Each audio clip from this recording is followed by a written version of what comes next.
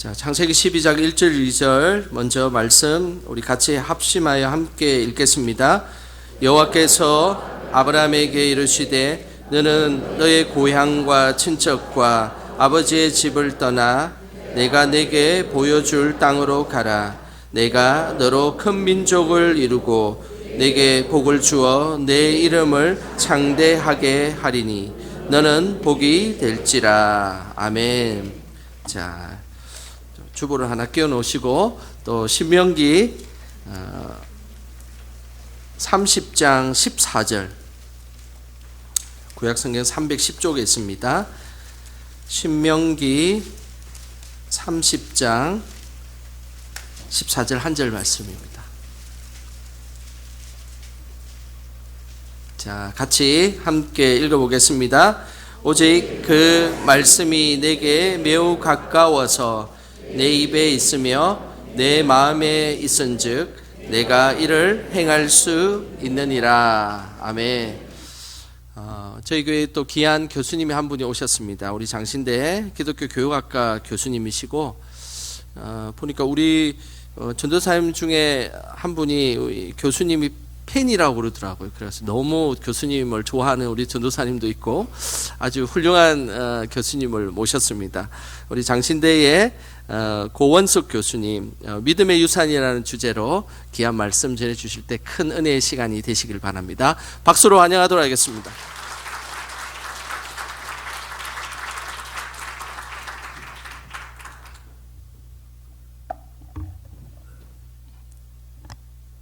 예, 영광교회 성도 여러분, 주님의 이름으로 문안드립니다.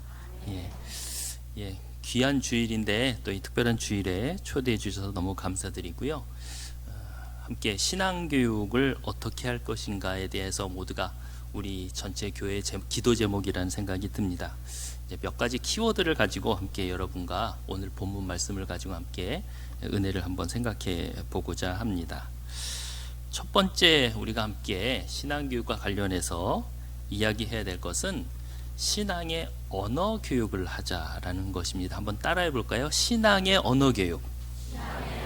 신앙의 언어 교육. 예. 성경을 우리가 처음 피면 첫 번째 등장하는 책이 창세기라는 책입니다. 창세기 처음 1장부터 11장까지에 걸쳐서 등장하는 내용은 대략 이렇습니다. 하나님께서 말씀으로 세상을 창조하셨죠. 그리고 또 사람을 만드셨습니다. 사람은 하나님의 뜻을 따라서 세상을 다스리고 관리해야 될 사명을 부여받게 되죠. 하지만 사람은 하나님께서 금지한 열매를 먹음으로써 타락하게 되고 결국 사람은 하나님의 심판을 받게 됩니다. 물론 노아를 통해서 인류는 일부 보존되기는 했지만 그것도 얼마 못 가서 서로 뿔뿔이 흩어지는 비극적인 사건을 맞게 되죠. 바로 창세기 11장에 나오는 우리가 아는 바벨탑 사건이 바로 그 부분입니다. 여기까지가 창세기 11장까지의 내용인데요. 하나님께서는 이러한 인류의 비극의 역사를 그냥 놓고 바라보실 수가 없었습니다. 그래서 오늘 우리가 함께 읽은 창세기 12장부터 하나님께서는 이러한 비극적인 인간 세계를 향해서 구원의 역사를 이제 새롭게 진행해 나가게 됩니다. 그래서 성경을 연구하는 학자들은 오늘 창세기 12장부터가 하나님의 구속의 역사, 구원사의 시작이다. 이렇게 이야기들을 하고 있죠. 그런데 주목할 만한 것은 이 구속사의 시작이 어디, 누구로부터 시작되고 있느냐? 아브라함이라고 하는 족장, 다시 말해서 한 가족의 가장에서부터 시작되고 있다는 것입니다. 하나님의 구속의 메시지가 한 가정의 가장, 아버지인 아브라함에게서부터 시작되고 있다는 것, 그것을 우리는 기억해야 할 것입니다. 바로 우리가 신앙을 교육하는 데 있어서 가정이 왜 중요한가? 누누이 강조하는 이유는 바로 하나님의 이 구속의 드라마가 가정에서부터 시작되고 있다는 점에 있습니다.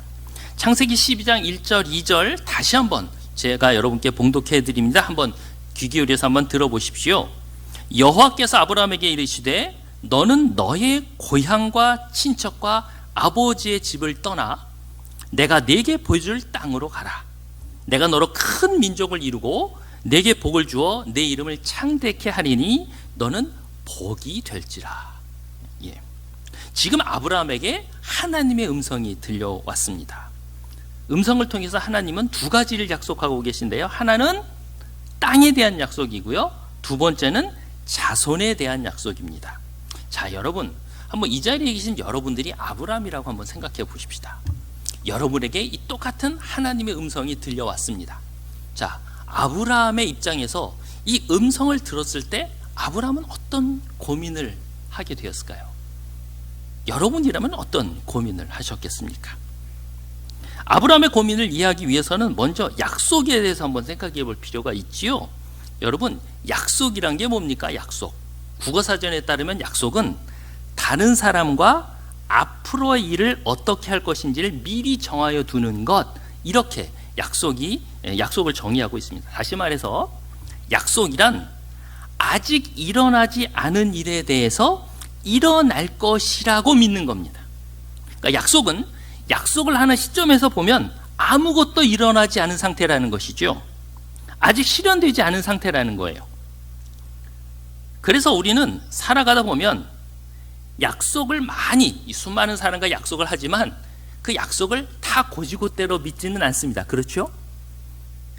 약속을 하고 그게 과연 실현 가능한가 아닌가를 한번 따져보고 실현 가능한 거는 받아들이고, 이거는 그냥 인사치레로 한번 해보는 거구나, 이것도 뻥이구나, 이렇게 생각을 하면서 우리는 약속을 판단을 하고 받아들일까 말까를 결정을 합니다.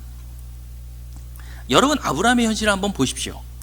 하나님으로부터 이 음성을 들었을 때 아브라함은 이미 70이 훌쩍 넘은 노인이었습니다. 자녀를 낳기에는 현실적으로 불가능한 나이지요.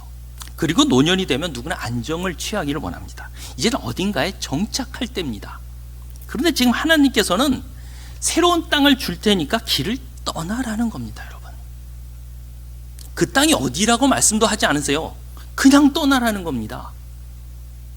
자녀를 낳을 수 없는 사람에게 자녀를 무작정 선물로 주시겠다는 겁니다. 장차 큰 민족을 이루시겠다는 거예요. 여러분이라면 이 약속을 그냥 있는 그대로 다 받아들이시겠습니까? 세상의 논리로 따지면 이 약속은 실현 가능성이 0에 가까운 약속입니다. 현실에 비춰본다면 이것은 어느 누구도 따를 수 없는 약속인 것이지요. 그런데 아브라함은 이 실현 불가능해 보이는 하나님의 약속을 실현될 것으로 믿고 따랐다라는 것입니다. 어떻게 아브라함은 그럴 수 있었을까 하는 것이 바로 오늘의 과제죠. 그것은 지금 아브라함에게 들려온 그 하나님의 말씀, 하나님의 언어가 하나님의 창조의 언어라는 것을 믿었기 때문에 그렇습니다.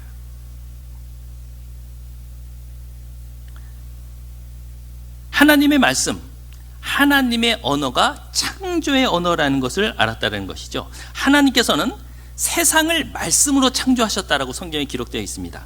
하나님께서 말씀을 하시니 그것이 그대로 이루어졌다는 거예요. 다시 말해서 하나님이 말씀하실 그 시점엔 아무것도 없었습니다. 그런데 말씀을 하시니 그대로 그것이 이루어졌다는 거예요. 그게 바로 하나님의 창조의 언어입니다. 지금 하나님께서는 아브라함에게 이 창조의 언어를 들려주고 계신 거예요. 지금 약속을 하는 이 시점에는 아무것도 없어요. 그러나 이 하나님께서 말씀하신 그대로가 이루어질 것이라는 것을 하나님은 창조의 언어로서 들려주신 거예요. 하지만 세상 사람들이, 아브라함을 포함해서 세상 사람들의 언어는 이 하나님의 언어와는 다릅니다. 세상 사람들의 언어는 판단의 언어예요. 다른 사람이 말한 약속이 실현 가능한지 아닌지를 따져보고 그 말을 받아들일까 말까를 정하는 판단의 언어입니다. 이 판단의 언어에는 내가 중심에 서 있습니다. 내가 중심에 서서 받아들일까 말까를 판단합니다. 구약성경에 나오는 창세기는 우리에게 먼저 말을 가르치고 계십니다. 하나님의 말, 하나님의 언어, 하나님의 말씀이 어떤 언어인지를 우리에게 가르치고 있습니다. 하나님의 언어는 창조의 언어라는 것입니다. 하나님의 언어는 약속의 언어라는 것입니다. 세상 사람들이 가지고 있는 판단의 언어가 아니라는 겁니다. 영광교회 성도 여러분, 우리는 하나님의 창조의 언어를 믿고 그 말씀에 귀 기울이면서 사람들 아니겠습니까? 세상의 판단의 언어가 아닌 하나님의 그 약속, 하나님의 그 창조의 언어에 귀 기울이고 사는 사람들 아니겠습니까? 성도 여러분, 가정에서 신앙교육이 중요한 이유는 가정에서 자녀들이 언어를 처음 배우기 때문에 그렇습니다. 부모님들이 사용하는 언어를 듣고 자녀들은 그 말을 배우게 되어 있습니다. 아무리 학교에서 표준어를 사용한다 하더라도 지방에서 자라는 아이가 그 지방의 사투리를 사용하게 되는 이유는 사투리를 사용하는 가정에서 그 가족들이 함께 이야기하고 자녀들이 크기 때문에 그런 것입니다. 사투리를 사용하는 친구들과 늘 가까이 있기 때문에 그런 것입니다. 마찬가지로 믿음의 가정에서 자녀들에게 신앙을 가르칠 때 우리는 먼저 신앙의 언어, 하나님의 언어를 가르쳐야 할 줄로 믿습니다.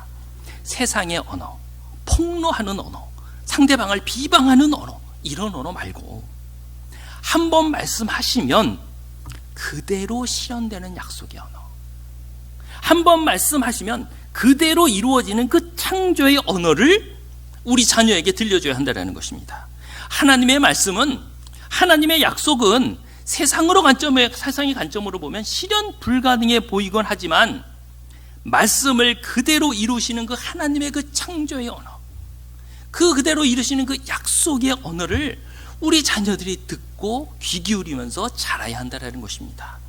성경은 믿음의 부모님들께 이렇게 말씀하십니다. 신앙교육을 위해서는 먼저 신앙의 언어 교육을 먼저 하라는 것입니다. 그렇다고 해서 신앙의 언어 교육이 성경을 많이 암송해야 되고 교회 교리를 많이 알아야 하고 이런 건 아닐 겁니다. 우리 신앙인들이 믿고 따라야 할 하나님의 말씀의 그 정신이 뭐냐 하는 것입니다. 믿음의 가정은 하나님의 그 창조의 언어, 약속의 언어를 믿고 순종하는 가족이 되리라 믿습니다. 세상이 추구하는 논리나 법칙에 따라 살아가는 언어 말고 하나님의 그 놀라운 약속의 언어, 실현 불가능해 보이지만 하나님께서 말씀하시는 그 언어의 용기를 가지고 순종하는 가족이 되시기 바랍니다. 아브라함은 그 하나님의 약속을 의지해서 모험의 길을 떠납니다. 그래서 아브라함이 그 하나님의 창조의 언어를 믿고 길을 떠났을 때 아브라함의 그 후손들은 그 믿음의 유산을 받고 하나님의 백성으로 자라게 되는 것이죠. 두 번째, 저는 성경을 인격적으로 가르쳐야 되겠다 하는 생각을 합니다. 한번 따라해 볼까요? 인격적인 가르침. 이게 오늘 일반 예배가 아니고 저를 부르셨기 때문에 제가 사전에 목사님께 이렇게 해도 되겠습니까? 했는데 허락을 해주셨어요. 제가 여러분과 조금 어떤 활동을 좀 하고 싶은데, 좀 긴장하지 마시고요. 우리 2층에 있는 분들도 혹시 옆에 있던 분들하고 잘 아시나요?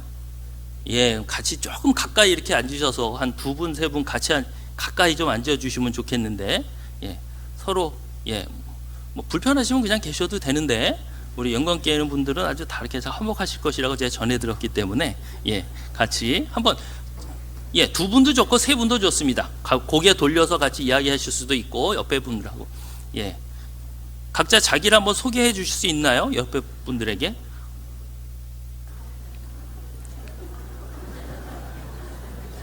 아주 어색한 지금 시간이 되고. 네네, 감사합니다. 네. 자, 제가 오늘은 조금 색다르게 활동을 해보고 싶은데요. 한번 조금 힘드셔도 우리 한번 같이 해보시죠. 여러분이 가지고 있는 물건이 있죠. 여러분의 착용하고 있는 옷도 좋고요, 가방에 있는 물건도 있고 어떤 것이라도 좋을 겁니다. 하나만 선택해 보시겠습니까? 주머니에 있는 것도 좋고요, 물건. 옷도 좋고 안경도 좋고 모자도 좋고 다 좋습니다. 어떤 물건 하나만 한번 선택해 보시죠. 선택하셨습니까? 여러분과 깊은 의미가 있는 거면 더 좋겠죠?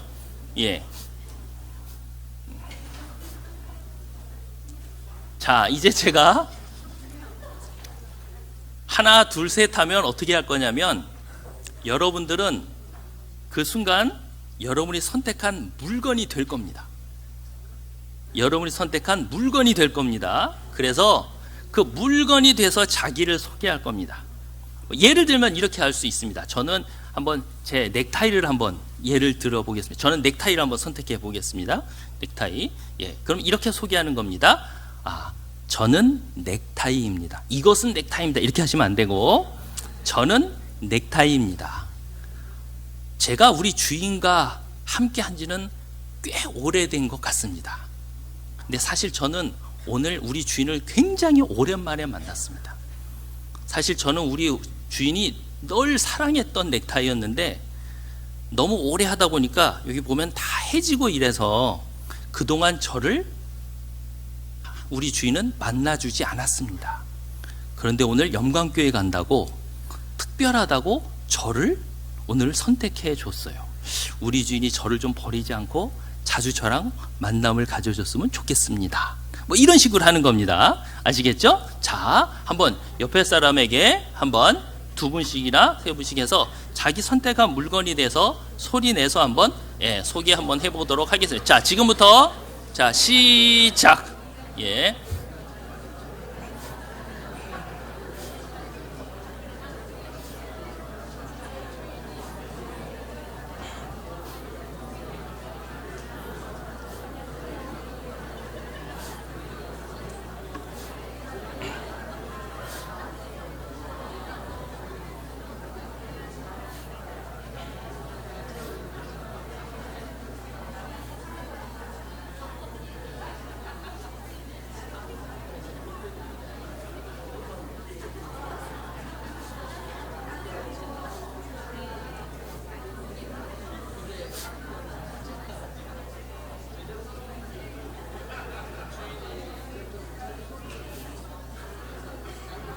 네. 네, 감사합니다. 그 정도로 마무리할까요? 다 혹시 못하셨어도. 예. 저를 보시고 박수 3번 시작. 예, 감사합니다. 좀 어색하신가요? 좀 힘드셨어요? 예. 한 개만 더 해볼게요. 자, 이번에는 물건이 아니고 여러분의 가족 중에 지금 떠오르는 뭐 부모님도 계시고 자녀도 있고 또 뭐 배우자도 있겠죠. 떠오르는 한 분, 뭐 세상을 혹시 떠나신 분이어도 괜찮습니다. 혹시 한 분 선택해 주시겠습니까? 가족 중에 지금 좀 이야기하고 싶다, 보고 싶다, 그런 분들 선택하셨습니까? 예. 자, 그러면 이제 똑같습니다. 제가 하나 둘 셋 하면 여러분들은 여러분이 선택한 그 사람이 되는 겁니다. 그래서 지금의 본인을 소개하는 겁니다. 혹시 우리 성가대 맨 앞에 우리 선생님은 누구를 혹시 선택하셨나요? 며느리. 예. 혹시 우리 성함이 어떻게 되시죠? 두 분 다. 성기순 권사. 예. 그럼 이렇게 소개하는 겁니다. 나는 성기순 권사의 며느리 강보연입니다.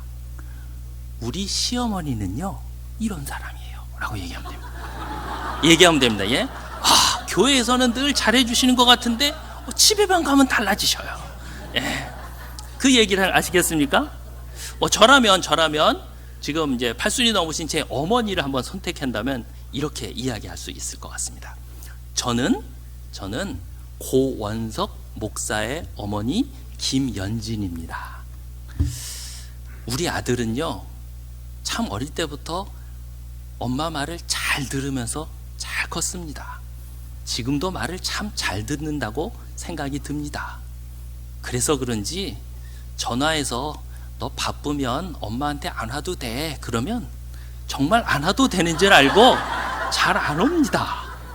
사실 안 와도 돼 하는 말은 너 보고 싶어, 더 왔으면 좋겠어 라는 표현인데 우리 아들은 그걸 잘 못 알아듣는 것 같네요.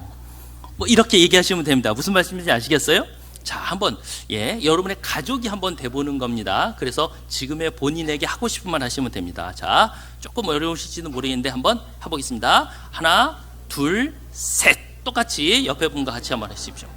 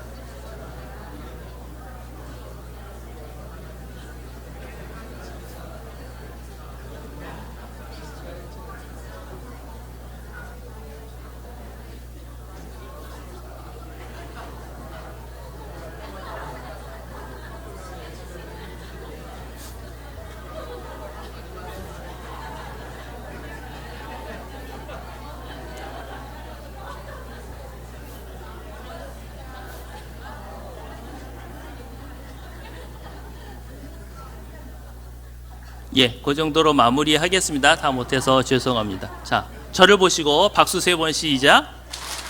예, 여러분으로 돌아오시면 되겠습니다. 예, 지금이 좀 더 편하신가요? 혹시 아니면 더 힘드신가요? 왜 저쪽 막 눈물을 닦고 계시죠? 예, 예. 사실 지금 제가 한 활동은 이제 교사 세미나 때 많이 하는 건데 예배 시간에 조그맣기 때문에 시간상 좀 줄였는데, 사실 제가 오늘 활동한 것은 다 자기소개였습니다. 여러분, 아까 맨 처음에 그냥 옆에 분하고 자기소개했어요. 그러니까 되게 어색하고 좀 멋쩍어서 그냥 뭐 다 아니까 뭐 얘기할 게 없으니까 그냥 고개만 끄덕하고 뭐 인사 안 하시는 분도 꽤 많았어요.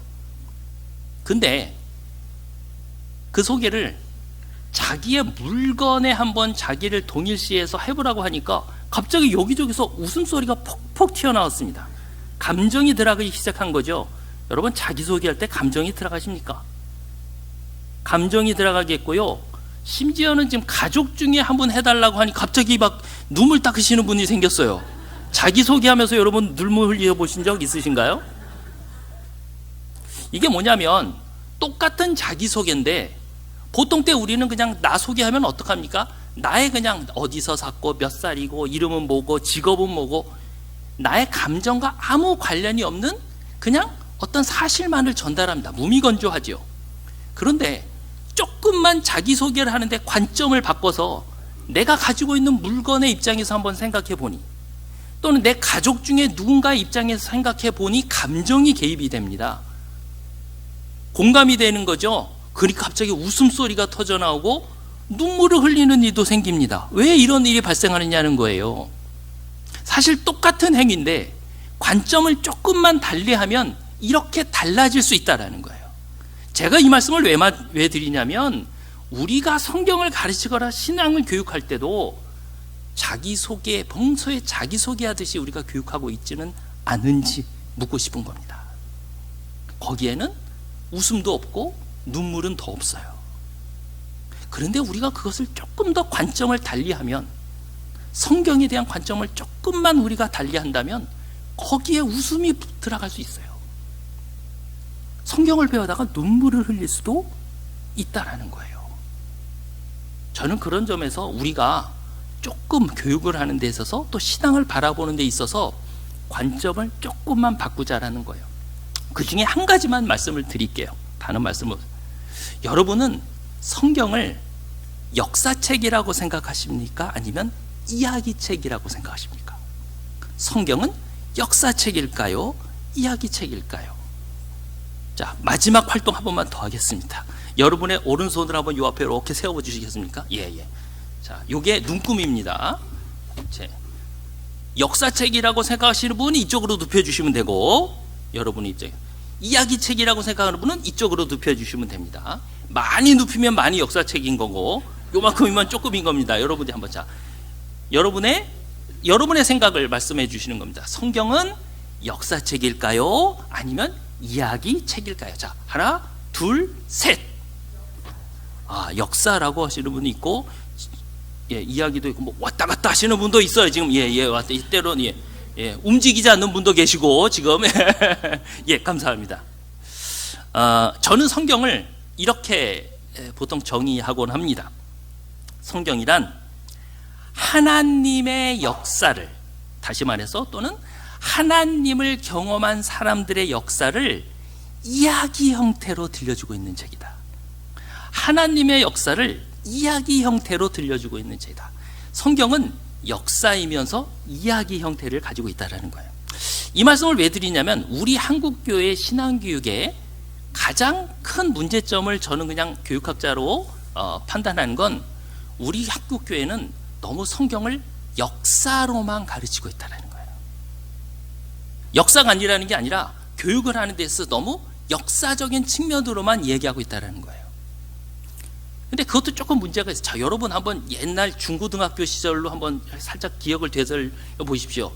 여러분 학교 다니실 때 역사 시간 재미있으셨습니까? 여기 역사 선생님 안 계시죠? 예. 세계사, 국사 이런 거 되게 재밌게 하셨습니까?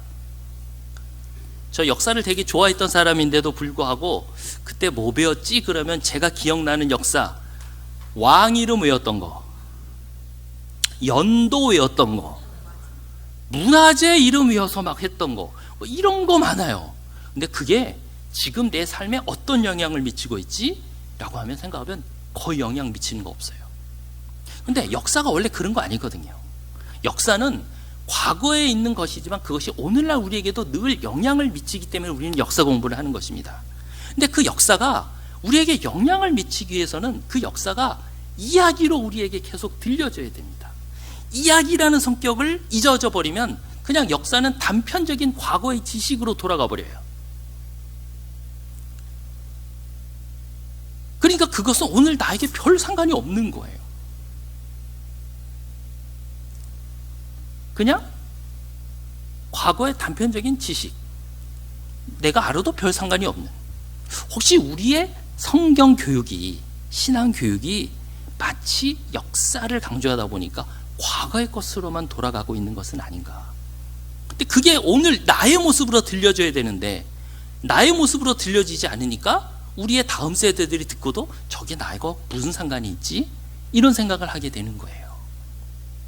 그러니까 역사, 히스토리, 히스 스토리, 그냥 제3자의 이야기로만 머물지 마이 스토리, 나의 이야기가 되지 못하는 거예요. 여러분들도 여러분 자녀들이 어린 시절 아마 이야기를 많이 들려줬을 겁니다. 저도 지금은 뭐 다 성인이 된 우리 딸아이가 있는데 어린 시절에 이야기를 많이 들려준 적이 있습니다. 특히 우리 딸아이는 피노키오라는 이야기를 무척 좋아했던 것으로 저는 기억합니다.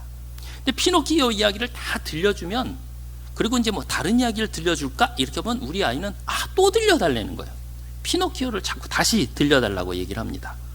아니, 이 기억을 까먹었나? 그러고 또 이렇게 이야기를 들려주다 보면 이 아이는 그 이야기를 다 알고 있어요. 그래서 제가 읽어주다 보면 이야기하는 걸 다 가로막고 그거 거짓말인데 피노키오 그 말 속으면 안 되는데 갑자기 끼어듭니다. 피노키오가 또 거짓말하네. 이러면 또 코 커질 텐데 어떡하지? 막 걱정을 합니다. 저는 우리 아이에게 이야기를 들려주다가 문득 깨달은 게 하나 있습니다. 그것이 뭐냐면 이 아이는 지금 피노키오라는 이야기 바깥에 있지 않고 피노키오라는 이야기 안에 있구나 하는 것입니다. 이 아이는 지금 이야기 바깥에서 이야기를 듣고 있는 게 아니라 이야기 안에서 듣고 있는 겁니다. 이 이야기를 강조하는 이유는 이미 고대 유대인들로부터 이야기라고 하는 것이 신앙교육의 아주 근본이었습니다. 우리들의 신앙교육이 어떤지를 한번 살펴볼 필요가 있습니다. 우리는 여전히 성경을 가르칠 때 우리의 다음 세대들이 성경 바깥에 머물고만 있게 하는 것은 아니지, 성경 안으로 들어갈 수 있게끔 해야 되는데 성경 바깥에 머물고선 있는 것이 아닌지 좀 한번 생각해 볼 필요가 있습니다. 우리가 창세기 이야기를 했습니다. 창세기 1장, 2장에 거쳐서 하나님은 창조 이야기를 우리에게 들려주십니다. 창세기 1장, 2장을 기록하고 우리에게 그것을 계속해서 읽으며 이야기를 들려주도록 하게 하는 목적이 뭘까? 저는 곰곰이 생각해 봅니다. 단순히 하나님이 세상을 만드셨어, 하나님이 세상을 창조하셨어 라고 하는 그 사실을 전달하기 위해서라면 아마 성경을 기록한 사람은 창세기 1장 1절만으로도 충분했을 겁니다. 그런데 왜 1장 2장에 걸쳐서 그 많은 양을 우리에게 들려주고 있을까? 그것은 하나님이 세상을 창조하셨어, 그것으로 끝이 아니라 이 세상을 이렇게 세심하게 아름답게 창조하신 하나님이 나도 만드셨구나, 이렇게 세상을 아름답게 만드신 하나님이 세상을 인도하시는데 나의 삶도 인도하시겠구나라는 걸 깨닫게 하기 위한 것이죠. 우리는 창조의 이야기를 창조 이야기 바깥에서만 듣게 하는 게 아니라 창조 이야기 안으로 들어갈 수 있게끔 가르쳐야 한다는 것입니다. 아브라함에 대해서 이야기를 했습니다. 우리는 왜 아브라함을 알아야 할까요? 아브라함을 그렇게 열심히 알아야 되는 건 뭘까요? 아브라함이 아까도 말씀드렸지만 하나님의 음성, 그것은 실현 불가능해 보이는 하나님의 말씀이지만 그것을 듣고 순종하고 따랐다는 데 있습니다. 우리의 자녀들에게도 하나님의 이런 음성이 언젠가는 들려오지 않겠습니까? 이런 음성이 들려올 때 우리 자녀들도 하나님 앞에서 네라고 대답하고 순종할 수 있어야 되지 않겠습니까? 그러기 위해서는 이 말씀을 배울 때 그 물음 앞에 한번 자신이 들어가 앉아 있어야죠. 아브라함은 그랬어. 아브라함은 떠났어요. 아브라함은 그래서 믿음의 조상이에요. 이것으로 끝나는 건 아니죠. 여러분들도 그 음성 앞에 들었을 때 어떻게 할 것인지 우리의 자녀들이 하나님의 음성 앞에 이야기 안으로 들어가서 말씀을 들을 수 있지 않겠습니까? 그때 하나님은 인격적인 목소리로 우리의 다음 세대, 우리의 자녀들에게 말씀하실 것입니다. 단지 지나간 나누구의 이야기, 아브라함의 이야기, 베드로의 이야기로만 끝난다면 성경에게는 우리의 다음 세대와 아무 관련이 없습니다. 그러나 우리가 아브라함처럼 한번 생각해보고 베드로처럼 그 상황성을 한번 같이 생각할 때 그 하나님의 음성은 나를 향한 인격적인 말씀이 될 것이라고 믿습니다. 세 번째는 오늘 제목과 같은데요, 자녀들에게 믿음의 유산을 물려주자는 것입니다. 한번 따라해 볼까요? 믿음의 유산. 믿음의 유산.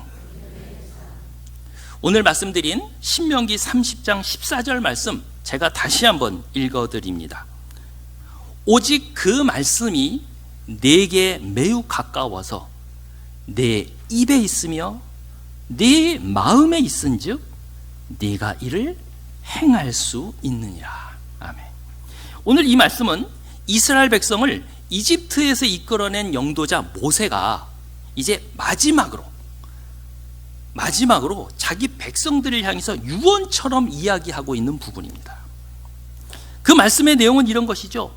말씀이, 하나님의 음성, 그 말씀이 우리 입에서 고백되고 또 입으로만 머무는 것이 아니라 내 마음으로 번져서 내 생각과 감정을 지배하게 되고, 그러므로 말미암아 그 말씀이 내 행동을 이끌어 가기를 바랬던 것입니다.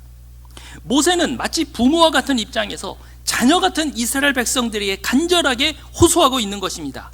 하나님의 말씀을 너의 입과 너의 마음과 너의 삶에 가득 채우라는 것입니다.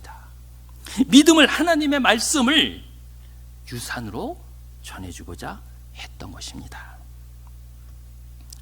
선배 목사님부터 들은 이야기 하나 들려드리고 말씀을 마칠까 합니다. 그분이 저에게 책을 하나 소개해 주셨는데요, 한번 따라해 보시겠습니까? 세계사 편력.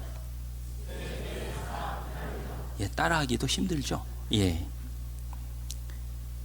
따라하기도 힘든 이 이름은요, 각 권이 500페이지가 넘는 3권짜리로 된 역사책입니다. 누가 읽겠습니까, 여러분?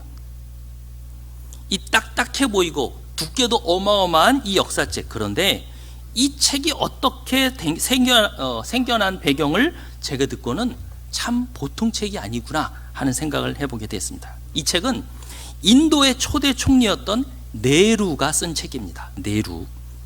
네루는 인도의 훌륭한 가문에서 태어나 영국 유학을 마치고 돌아와서 변호사로 활동을 하던 중 여러분이 잘 아는 간디와 만나게 됩니다. 그래서 간디와 함께 만나서 인도의 독립운동을 하게 되지요. 당시 인도는 영국의 지배를 받고 있었습니다.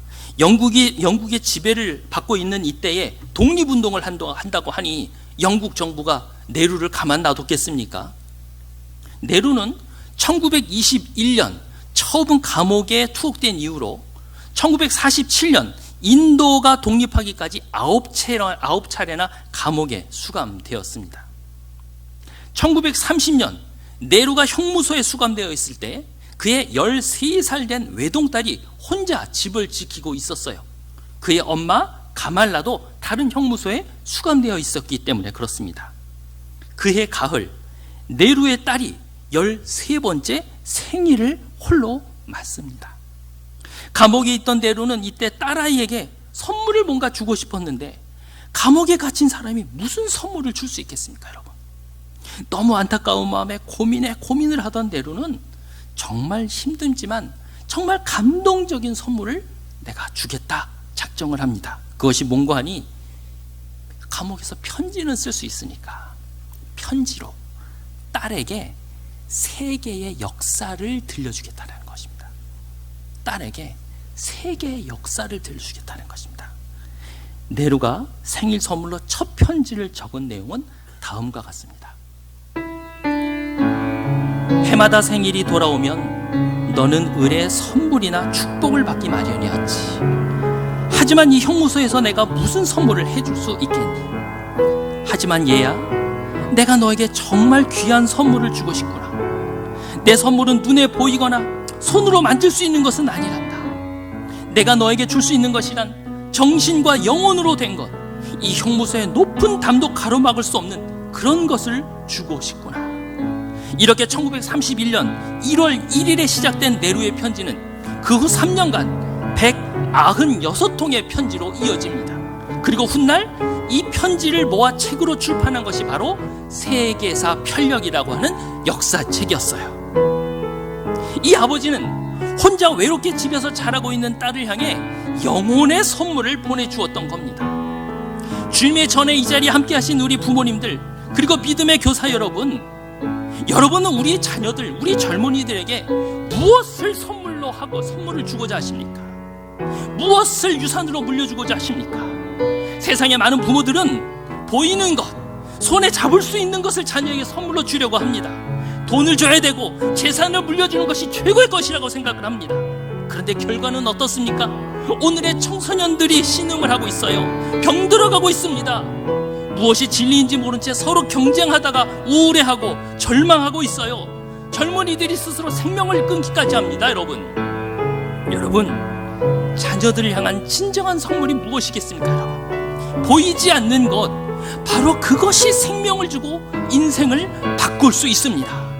인도의 네루는 세계의 역사를 딸에게 선물로 들려주었습니다. 우리는 그럼 어떻게 해야겠습니까? 하나님의 그 구속의 역사를 우리 자녀들에게 들려주어야 하지 않겠습니까? 그 구속의 역사 속에 나타나는 그 생명의 말씀을 깨닫게 해야 하지 않겠습니까? 그 귀한 은혜의 역사가, 그 십자가의 사랑이 우리 자녀들의 마음밭에 떨어지고 싹이 트고 뿌리 내려서 열매 맺게 해야 되지 않겠습니까? 우리의 자녀들이 눈이 열리고 마음이 열려서 내가 하나님을 향해서 순종하게 노라고 세상을 향해서 뛰어나갈 수 있는 그런 믿음의 유산을 가지고 자라야 되지 않겠습니까, 여러분? 우리의 자녀들이 진정 그리스도의 자녀로서 세상을 내가 이렇게 한번 변화시키겠다, 그런 복된 마음 가지고 한번 세상을 향해 뛰어들어야 되지 않겠습니까? 세상을 향한 원대한 꿈을 가져야 되지 않겠습니까? 그런 다음 세대를 우리의 믿음의 부모된 자로서, 우리의 교사로서 그것을 위해 기도하며 꿈을 꿔야 하지 않겠습니까? 이 시간 함께 주만 바라보지라 함께 찬양하며 결단하는 시간을 갖겠습니다. 하나님의 사랑을 사모하는 자 화면 보시면서 함께 찬양하겠습니다. 하나님의 사랑을 사모하는 하나님의 평안을 바라보는 너의 모든 것 창조하신 우리 주님이 너를 얼마나 사랑하시. 하나님께 찬양과 경배하는 자, 하나님께 찬양과 경배하는 하나님의 선하심을 닮아 너의 모든 것 창조하신 너를 자녀 삼으셨네. 자녀 하나님 사랑의 눈으로, 하나님 사랑의 눈으로 너를 어느 때나 바라보신 하나님 인자한 귀로서 인자한 귀로서 언제나 너에게 기울이시니 어둠의 밝은 빛을 어둠의 밝은 빛을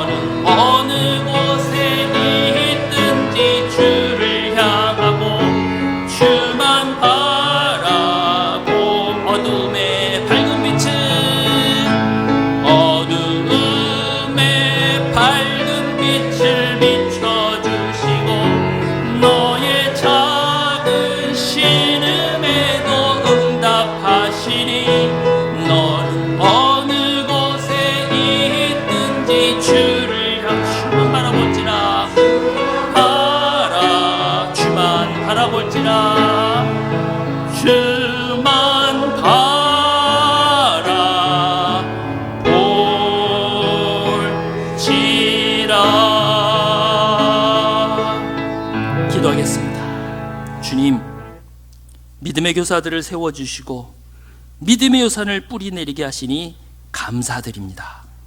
염광교회의 자녀들, 우리의 다음 세대들을 위해 눈물로 기도하며 신앙으로 양육하는 믿음의 아버지 어머니, 그리고 말씀을 가르치는 교사들을 특별히 보살펴 주시옵소서. 우리가 자녀들에게 무엇을 물려주겠습니까? 주님께서 우리에게 보여주신 그 구원의 역사, 믿음의 선물을 우리 자녀들에게 선물할 수 있는 마음 주시옵소서. 그 말씀 속에 진정한 생명이 있음을 우리의 가정이, 우리의 자녀들이 알고 입으로 고백하고 마음으로 되새기며 삶으로 실천할 수 있게 하옵소서. 생명 되신 예수 그리스도의 이름으로 기도드리옵나이다. 아멘.